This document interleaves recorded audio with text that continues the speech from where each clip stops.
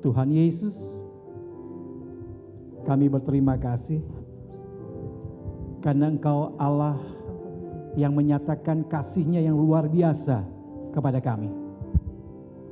Kami bersyukur Tuhan, sungguh tak terbatas akan kasih-Mu kepada kami semua.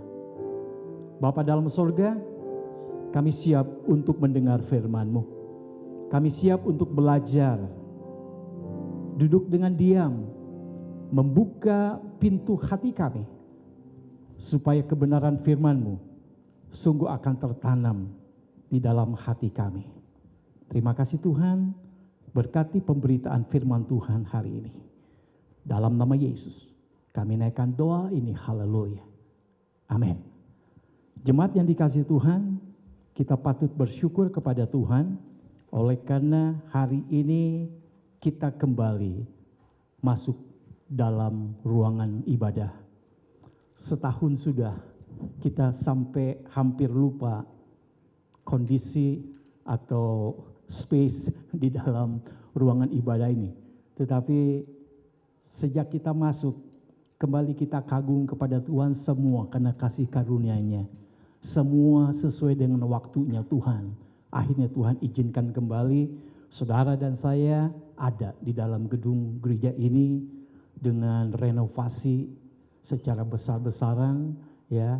Dan kita bersyukur Tuhan masih izinkan kita lewat Pastor Ben untuk kita bisa menggunakannya. Saya berharap saudara kagum kepada Tuhan. Setahun lewat kita diasingkan, bukan hanya kita, hampir semua gereja-gereja, tetapi secara khusus kita Rancho Evangelical Church, kita diizinkan oleh Tuhan untuk beribadah di park hampir 7 bulan, online hampir 3 bulan, dan hari ini kita kembali ada di Bait Allah. Nah, saudara yang saya kasih dalam Tuhan, minggu depan kita akan mengadakan special service, pentabisan para deacon, juga peneguhan pengurus REC. Lewat dukungan doa Bapak Ibu Saudara, persiapan demi persiapan tengah dilakukan. Baik lewat approaching, one-on-one, pertemuan, by phone, atau setiap kali kita ketemu ada pembinaan yang kita lakukan. Dan saudara tentunya saya selaku gembala di REC ini tidak asal-asalan memilih. Tidak asal-asalan mengusulkan kepada teman-teman semua, kepada pengurus lama, tanpa saya memperhatikan karakter demi karakter, tanpa saya memperhatikan kecakapan mereka dalam melayani Tuhan sesuai dengan bidangnya masing-masing. Dan itu yang saya lakukan. Dan saya berharap semua orang yang ditetapkan oleh Tuhan untuk menjadi pengurus REC itu dapat melaksanakan tugas-tugas fungsionalnya. Kalau minggu depan saudara kita akan di-equip, kita akan dilengkapi lewat firman Tuhan Pendeta Dr. Franz Tamarol, pasti ada banyak istilah-istilah akademis yang akan kita dengar. Ya, tugas fungsional atau dikatakan dapat memenuhi secara organisatoris, secara struktural, secara organisasi, ya, mereka yang akan ditetapkan dalam jabatan pelayanannya mulai minggu depan, 7 Maret 2021. Dan saya menghimbau REC Family, jangan putus-putusnya dukungan doa, ya, your support, harapan kita semua selaku anggota tubuh Kristus Rancho Evangelical Church. Harapan kita supaya mereka yang ditetapkan akan memiliki motivasi yang benar untuk melayani Tuhan. Jadi bukan hanya sekedar menyandang gelar diakon, menyandang gelar para koordinator di bidang pelayanannya masing-masing, atau hanya sekedar gagah-gagahan semata-mata.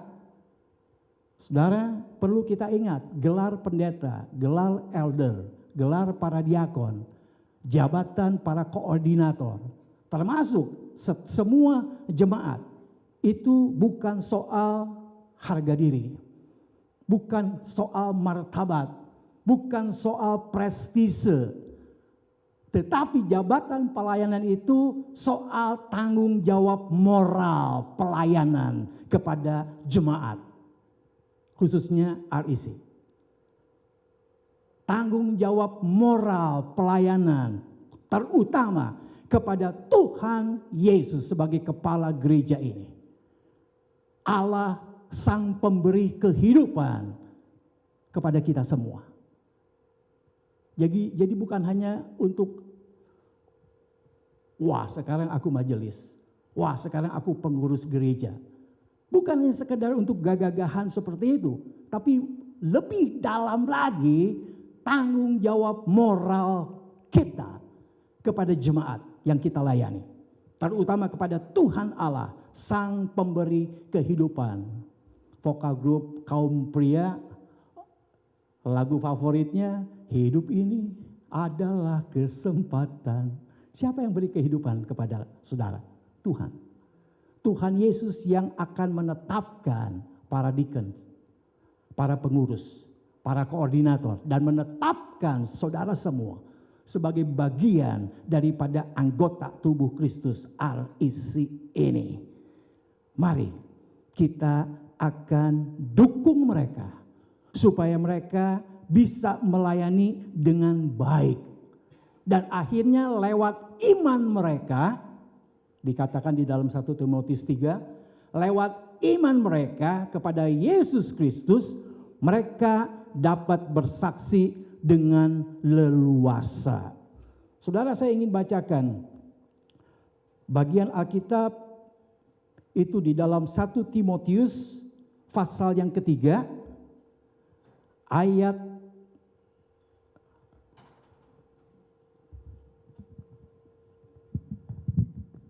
pasal 3 ayat 1 sampai 16.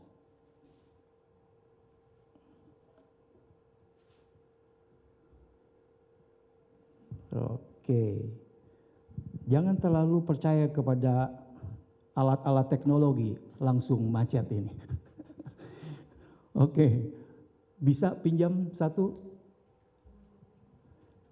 Timotius pasal yang ketiga. Iya, thank you. Kalau saudara lihat di dalam ayat yang pertama sampai yang ketujuh, 1 Timotius 3, itu syarat-syarat bagi penilik jemaat. Penilik jemaat di sini ditafsirkan adalah pendeta penatua. Lalu kita lihat di dalam ayat yang ke-8 sampai 13, ini yang more spesifik buat kita, ya, dan termasuk para pengurus. Syarat-syaratnya sama dengan penilik jemaat atau pendeta. Syarat-syarat bagi diaken. Demikian juga diaken-diaken haruslah orang terhormat. Jangan bercabang lidah, jangan penggemar anggur, jangan serakah, melainkan orang yang memelihara rahasia iman dalam hati nurani yang suci. Mereka juga harus diuji dahulu, baru ditetapkan dalam pelayanan itu, setelah ternyata mereka tak bercacat. Demikian pula istri-istri hendaklah orang terhormat, jangan pemfitnah, hendaklah dapat menahan diri dan dapat dipercaya dalam segala hal. Diaken haruslah suami dari satu istri dan mengurus anak-anaknya dan keluarganya dengan baik. Karena mereka yang melayani dengan baik beroleh kedudukan yang baik. Sehingga dalam iman kepada Kristus Yesus mereka dapat bersaksi dengan leluasa. Haleluya. Saudara yang saya kasih di dalam Tuhan, kita lihat gelar jabatan pelayanan tersebut sifatnya, apa istilah akademisnya itu, kristokasi. Artinya ini jabatan dikasih dari Kristus sendiri. Jabatan ini berasal dari Tuhan Yesus sang kepala gereja ini. Memang lewat simbol yang akan saudara dan saya ikuti dan perhatikan minggu depan, ada para pendeta yang akan datang, at least dari Corona, ada Pastor Tamaro dan juga saya, ada para penatua, ada para diakon. Mereka akan memberikan penumpangan tangan. Tetap kita jaga protokol kesehatan, ya, social distancing, supaya di sini nggak terlalu crowded. Tapi itu menjadi simbol bahwa orang-orang ini ditetapkan oleh Tuhan dan kita akan teguhkan mereka, kita akan tahbiskan mereka menerima gelar jabatan pelayanan yang berasal dari Kristus sendiri. Yesus Kristus sendiri yang menetapkan mereka untuk memenuhi tugas-tugas fungsionalnya dan juga memenuhi secara organisasi struktural di dalam tubuh Kristus ini. Nah, saudara yang saya kasih dalam Tuhan, tadi sekilas saudara baca syarat-syaratnya, memang nobody perfect. Kalau kita cari-cari cacat celaknya akan ketemu. Tapi sekali lagi, you trust me as your pastor.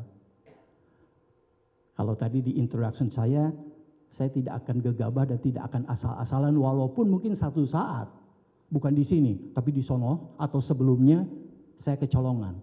As a human being, mata saya hanya dua, telinga saya hanya dua. Asisten saya forever, my wife. Kami berusaha untuk berdoa. Kami berusaha untuk approach pribadi demi pribadi yang hatinya terbuka untuk menerima jabatan pelayanan. Sekali lagi, ini jabatan pelayanan, tugas fungsional. Pelayanannya di bidang pelayanan khusus atau di bidang pelayanan umum. Bukan pelayannya, pelayanannya secara khusus, pelayanannya secara umum. Bukan orangnya khusus, bukan orangnya dijadikan, ditempatkan derajat lebih tinggi daripada yang lain. No. Malah kalau saya ingat keluar dari mulut saya, menjadi diakon itu menjadi jongos, menjadi dulos, menjadi pelayan. Tadi pembacaan firman Tuhan, siapa di antara kalian yang ingin menjadi terkemuka, hendaklah dia menjadi pelayanmu, menjadi hambamu. Bapak Ibu Saudara, REC Family,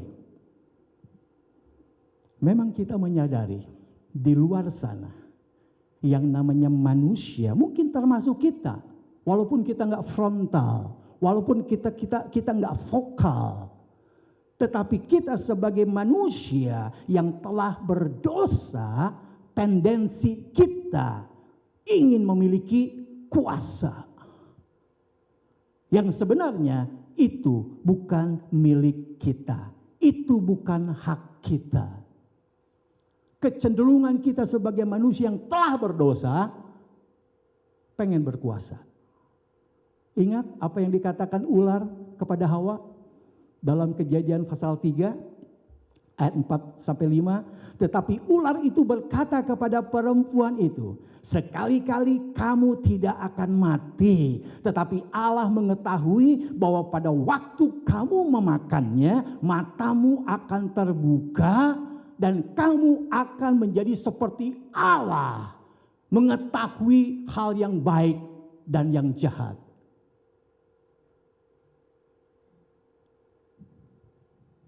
Tipu muslihat siasat si iblis pertama kali, dia twist perkataan firman Allah. Allah katakan jangan engkau makan, jangan engkau sentuh. Ini buah pengetahuan yang baik dan yang jahat. Iblis dia twist dikit. Tuhan Allah tahu, makanya kenapa dia larang. Karena ketika kamu makan buah itu, matamu akan terbuka. Dan engkau akan menjadi seperti Allah, mengetahui hal yang baik dan yang jahat. Mirip-mirip kan kedengarannya kan? Pengetahuan yang baik dan yang jahat. Iblis tahu caranya untuk menipu kita. Oleh sebab itu, jemaat REC yang diberkati oleh Tuhan di zaman now ini juga ada manusia-manusia di luar sana yang ingin menjadi seperti Allah. Mereka haus akan kekuasaan. Kita perhatikan, anak Allah Yesus namanya.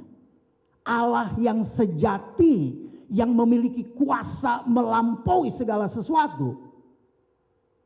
Dia hanya merasa haus untuk melakukan kehendak Bapaknya di sorga.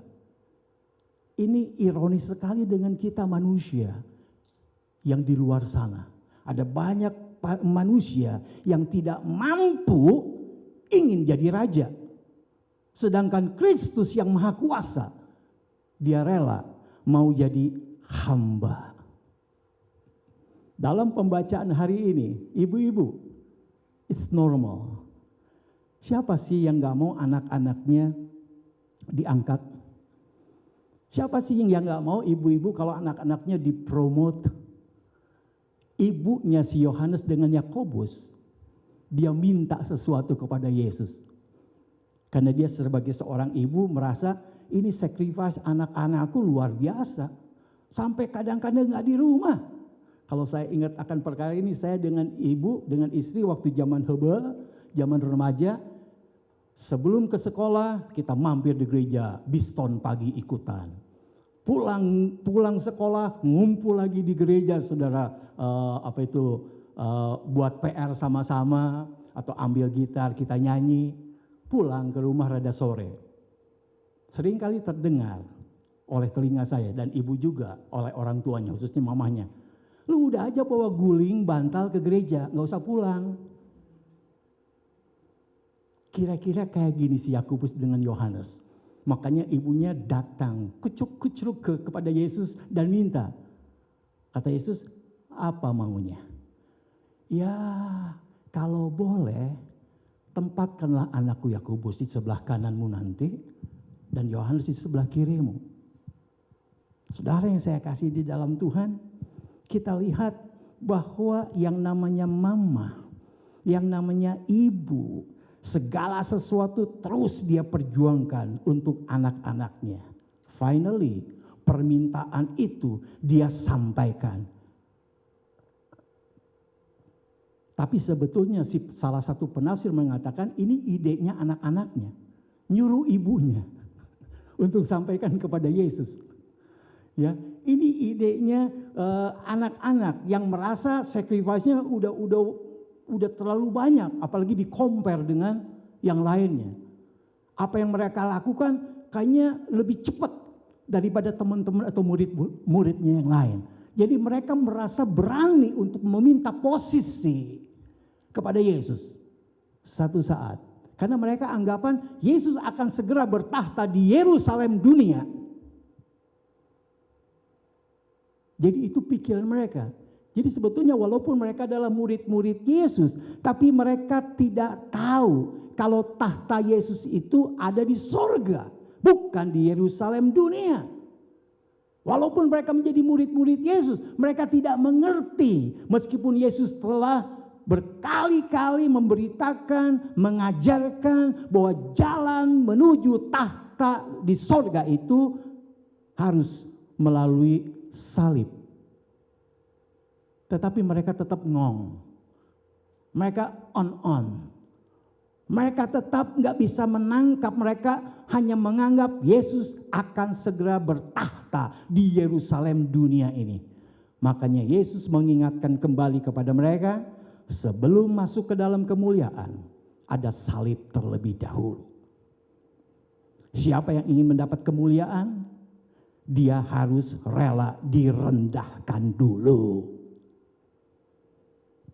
Makanya Yesus bertanya kepada mereka, kepada Yakobus, kepada Yohanes, apakah kalian siap meminum cawan pahit sebelum mendapatkan kemuliaan? Cawan di sini dimaksudkan adalah penderitaan Kristus. Cawan yang pahit di sini artinya penderitaan yang dialami Yesus, bahkan sampai kematiannya di atas kayu salib. Apakah mereka sanggup? Saudara tadi ikuti pembacaan bertanggapan, Yakobus dengan Yohanes dengan yakin mereka menjawab bahwa mereka dapat. Wow, punya keberanian untuk menjawab, ya kami dapat. Yesus katakan sekali lagi, Setiap orang yang mau mengikuti Dia, mereka harus minum cawan yang sama dengan Yesus. Tetapi di sini saudara, saya ingin mengajar dan memberitahukan kepada saudara, ini bukan berarti mereka secara otomatis akan mendapatkan posisi di sebelah kanan Yesus atau di sebelah kiri Yesus. Alkitab dengan jelas, itu otoritas penuh dari Bapa kita di sorga kepada siapa Dia akan memberikannya. Sekali lagi, masalah posisi di sebelah kanan dan kiri Yesus itu tidak tergantung berapa banyak sacrifice, pengorbanan yang engkau sudah berikan kepada Tuhan Yesus. Berapa banyak penderitaan yang engkau alami di dunia ini, itu akan menentukan posisimu di sebelah kanan atau sebelah kiri Yesus? No. 100% itu otoritas penuh dari Bapa kita di sorga. Dia yang punya hak untuk memberikan kepada siapa yang patut mendapatkannya. Mereka yang dipilih oleh Bapa sendiri, bukan berdasarkan mana yang lebih banyak menderita. Mereka dipilih berdasarkan anugerah Bapa sorgawi. Jadi Bapa akan memberikan kasih karunia-Nya bukan karena penghargaan terhadap prestasi seseorang. Bapa di sorga akan memilih berdasarkan kasih karunia-Nya. Allah akan memberikan posisi itu berdasarkan keadilan, berdasarkan akan kebenaran yang melampaui cara kita berpikir. Ukuran keadilan kita, ukuran kebenaran kita, itu nggak sama dengan yang Allah gunakan. Mungkin Bapak Ibu Saudara pun bisa spontan. Wah, pendeta mungkin kelilipan matanya. Jangan dia, bukan dia. Sekali lagi, cara kita mengukur, cara kita dengan adil dan menyatakan kebenaran, itu nggak sama dengan yang Tuhan gunakan untuk memberikan posisi di sebelah kanan atau sebelah kiri Yesus ketika kita akan ada di sorga. Itu hak penuh Bapa kita di sorga. Namun pelajaran yang patut saya dan saudara simak bersama-sama. Yesus mengatakan setiap pengikutnya pasti akan menerima cawan penderitaan. Mulai minggu depan, para diakon, para koordinator, starting next week, setelah diteguhkan, setelah ditabiskan, kalau menyimak akan firman Tuhan hari ini, mereka akan mulai menerima dan mengalami penderitaan demi penderitaan. Dicemooh, dicaci maki, mungkin nggak langsung, tapi ya dibuat matanya ngerol gitu saudara. Kalau kita tahu kan begitu ngomong dengan orang, matanya ngerol banget. Siap-siaplah. Karena ini firman Tuhan sudah katakan, setiap pengikut Allah, setiap pengikutku kata Yesus, kalian harus minum cawanku. Harus melewati penderitaan. Harus mengalami kesusahan demi kesusahan. Tapi saya berharap setelah khotbah hari ini, gak ada satu orang pun calon pengurus dan diakon datang kepada saya, cancel. Saya gak siap. Saya gak mau. Saya gak mau menderita. Saya gak dapat minum cawan penderitaan Yesus. Saudara, dalam nama Yesus, saya berdoa supaya tidak ada satu orang pun malah menjadi mundur dan takut. Tapi sebaliknya, ini kesempatan untuk kita melayani Tuhan. Karena satu saat Tuhan akan cabut nafas dari kehidupan kita. Di dalam ayat yang ke-24 dikatakan, ke-10 murid-muridnya marah kepada Yakobus dan Yohanes. Karena dua orang ini begitu berani meminta posisi kepada Yesus. Kenapa mereka marah, saudara? Jelas, karena mereka juga ingin posisi itu. Tapi mereka tidak berani meminta. Ini reason mereka marah.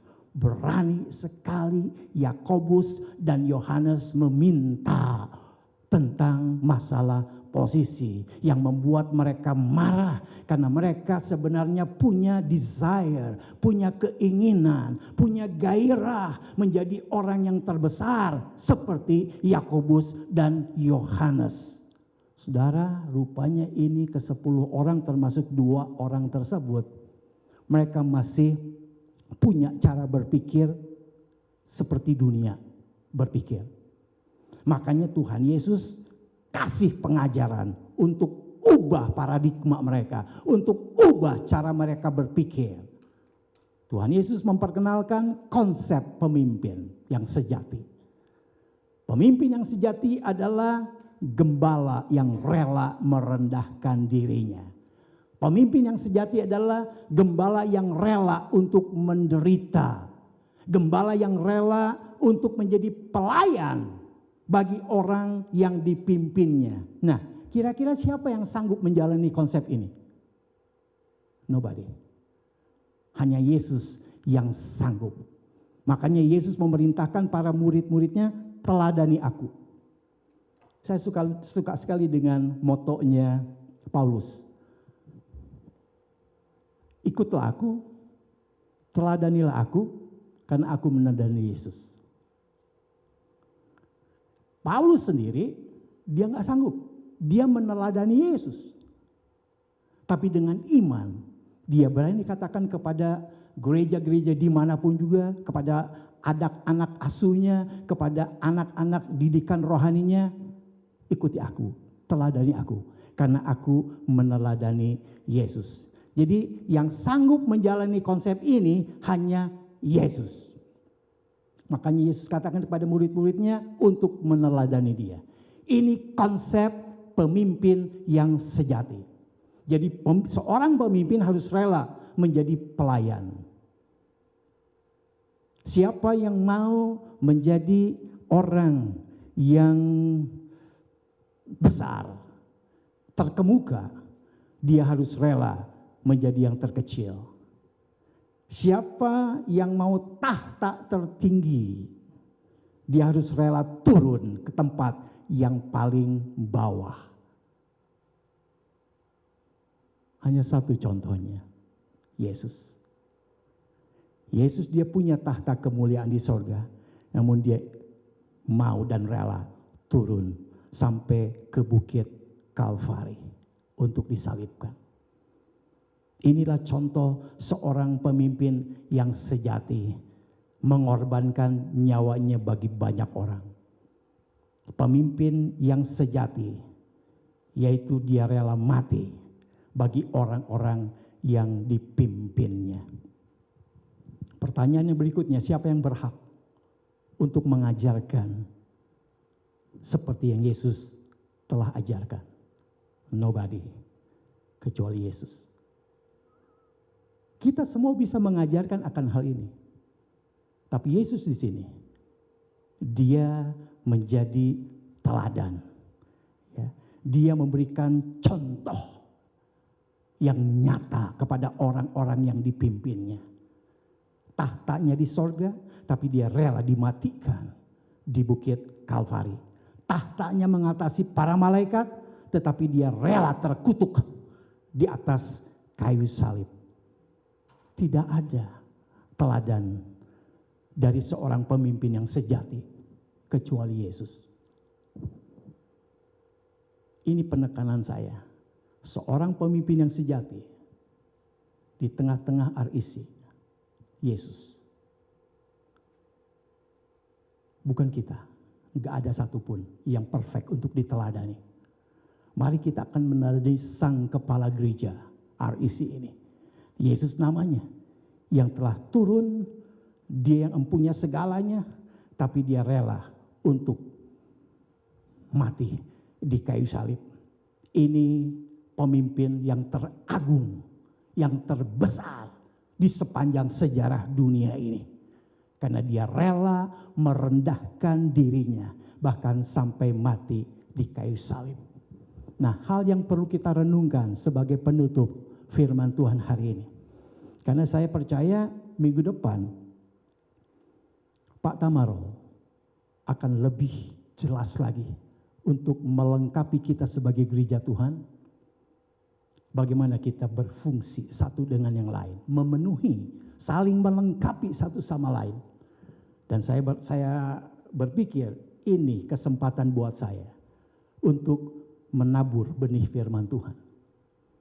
Supaya match dengan apa yang akan kalian dengar dari seorang pengajar, seorang profesor, seorang doktor ya di bidang akademis teologi. Dan biarlah apa yang saya sampaikan hari ini benar-benar akan memberikan satu explanation yang sangat sederhana. Jabatan pelayanan yang akan kalian terima mulai minggu depan, itu jabatan yang berasal dari Kristus sendiri. Dan Kristus sudah melihat, sudah berbisik, sudah mempersiapkan. Lewat teman-teman, khususnya lewat pendeta saudara. Dan so far, saudara semua bersedia, bahkan sudah menyusun proposal, nyusun program demi program, ya ada yang sudah menjalankannya, wow, amazing. Dan kita lihat bersama-sama, tanpa your prayer support, REC Family, mereka tidak akan bisa melakukan setiap program yang sudah mereka susun. Tanpa your support, REC Family, mereka akan stuck. Jadi sekali lagi, minggu depan ketika kita menyaksikan pentabisan dan peneguhan pengurus, ini membuktikan bahwa gereja Rancho Evangelical membutuhkan pribadi-pribadi tertentu yang secara terus-menerus komit, yang secara terus-menerus bertanggung jawab secara moral kepada jemaatnya dan juga kepada Tuhan untuk melakukan tugas di bidang pelayanannya masing-masing.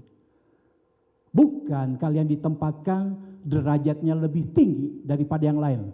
Please, sekali lagi saya katakan bukan untuk purpose itu. We are equal before God. Hanya secara fungsi kita berbeda. Sekali lagi saya katakan, dengan kalian memangku jabatan diakon, memangku jabatan sebagai koordinator, bukan berarti posisimu lebih tinggi daripada yang lain. No, sekali lagi, no. Tapi hanya secara fungsional di bidang pelayanan yang engkau terima, itu engkau lakukan. Clear? Saya berharap ini tegas sekali. Sehingga tidak akan muncul bisikan-bisikan seperti kepada ke-10 orang murid. Pada marah semua. Karena salah cara berpikir mereka. REC beda dengan cara pemimpin-pemimpin di luar sana. Pemimpin-pemimpin dunia yang ada di dunia ini. Biasanya siapa yang ingin jadi pemimpin, dia melakukan apa yang perlu, pokoknya sampai dia terpilih. Dia nggak pernah untuk merencanakan apapun kecuali merencanakan segala sesuatu untuk menang dalam pemilihan. That's it. Itu pemilihan di luar sana. Tapi REC beda banget. Nggak ada satu orang pun dari calon diakon dengan para pengurus datang kepada pendeta, Pak Ramdan, tempatkan saya lah di bidang itu. Nggak ada satupun. Jujur, I have to be honest with you. Nggak ada satupun yang menyodorkan diri dan menawarkan. Pure. Tuhan kasih hikmat. Pure, 4 tahun sudah saya melayani di REC ini. Tuhan bisikan sesuatu. Dan saya approach satu persatu. Ada orang-orang yang kaget, why? Kenapa saya? Kenapa aku? Saya bilang, saya juga nggak tahu. Singkat cerita, akhirnya semua orang bersedia. Nah, Jemaat yang berbahagia, jemaat yang luar biasa spiritnya, karena sesuai dengan tema kita 2021 RIC, move forward with a new spirit.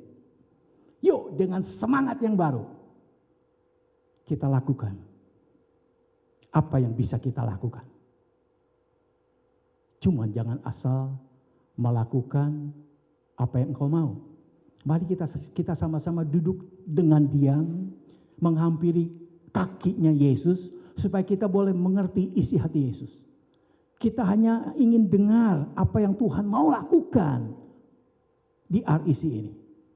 Lewat ladang Tuhan yang dipercayakan kepada kita. Jadi walaupun proposalmu begitu rapi, struktural, tapi kalau kata Tuhan, itu maunya kamu, akan gagal. Kita merencana, tapi Tuhan yang menentukan. Nah, mari kita bergandengan tangan, RIC Family, kita akan terus dengan spirit yang baru. Kita akan melakukan apa yang Tuhan ingin kita lakukan dengan meneladani Yesus. Agar saudara dan saya dapat menjalankan persis seperti apa yang Yesus perintahkan kepada murid-muridnya. Yaitu apa? Kerelaan untuk menjadi hamba. Seorang pemimpin dipanggil untuk melayani mereka yang dipimpinnya. Pemimpin harus rela menjadi rendah, menjadi hamba. Can you imagine kalau setiap anggota tubuh Kristus ini saling rela untuk melayani, saling rela untuk menolong satu dengan yang lain. Wow, luar biasa. Dan itu harapan kita dengan spirit yang baru di tahun 2021 ini. Kita rela untuk menjadi hamba. Dan yang terakhir, kita rela untuk mengarahkan orang-orang lain yang kita pimpin melihat kebenaran Yesus Kristus. Ini tugas kita semua. Mungkin 4 tahun ke depan, kita belum bisa melihat mereka menjadi pengikut Kristus yang sungguhan.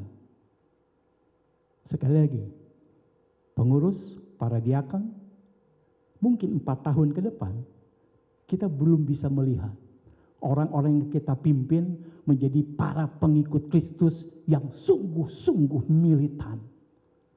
It's okay, karena itu bukan hak kita. Kita hanya bisa menabur. Yang bisa menumbuhkan dan berhak menumbuhkannya hanya Yesus.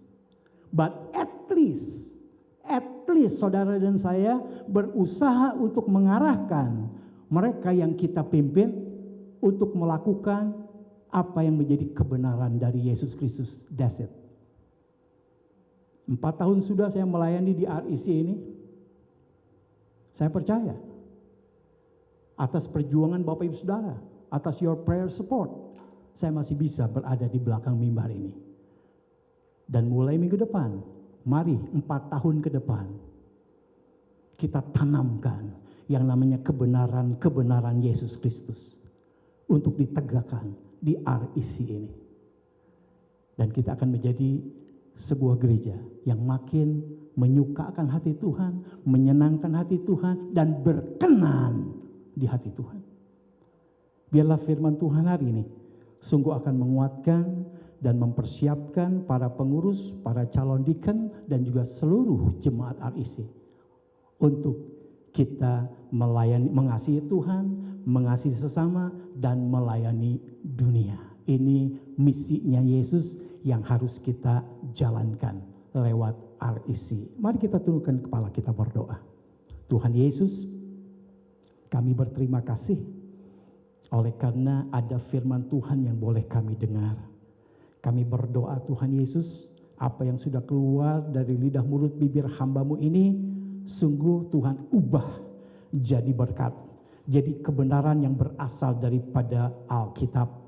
Dan itu menjadi modal rohani khususnya buat kami sebagai tubuh Kristus RIC. Khususnya buat para deacon dan juga para pengurus RIC. Biar mereka boleh menyimak apa yang sudah diberitakan lewat kebenaran firman Tuhan hari ini.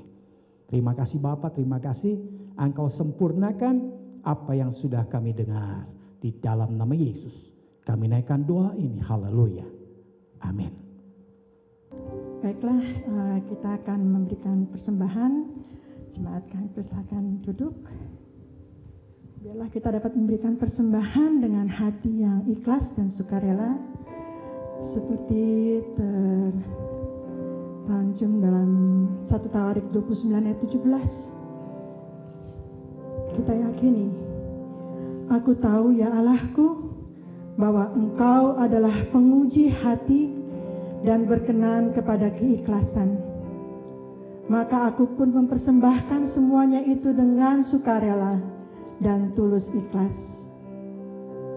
Dan sekarang umat-Mu yang hadir di sini telah kulihat memberikan persembahan sukarela kepadamu dengan sukacita.